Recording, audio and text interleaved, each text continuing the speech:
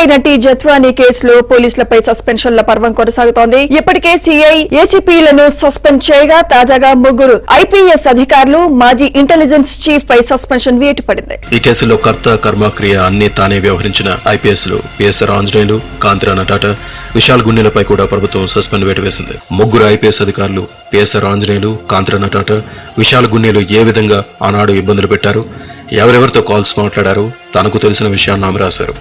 విశాల్ గున్నె అయితే తన ఇంటికే వచ్చి హడావుడి చేసిన వైనాన్ని, డీసీపీ రమణమూర్తి, ఎస్ఐ షరీఫ్లు అసభ్యంగా మాట్లాడిన విధానాన్ని ఏపీకి తీసుకొచ్చే వరకు అందరూ కలిసి తనకు, తన తల్లిదండ్రులకు నరకం చూపారని జత్వానీ తన ఫిర్యాదులో వివరించారు. ఇంకా అనేక కోణాల్లో దర్యాప్తు చేసిన పోలీసులకు విస్తుపోయే విషయాలు తెలిసాయి. ముగ్గురు ఐపీఎస్ అధికారులతో పాటు అనేక మంది పోలీసులు, రాజకీయ నాయకుల పాత్ర ఉన్నట్లు నిర్ధారించారు. దీంతో త్వరలోనే మరిన్ని అరెస్టులు, సస్పెన్షన్లు ఉంటాయని భావిస్తున్నారు. ఇంతమంది పోలీసులు ఖాకీ చొక్కాలు అడ్డం పెట్టుకుని ఒక యువతి పట్ల కర్కశంగా వ్యవహరించిన తీరు చూసి అందరూ విస్తుపోతున్నారు.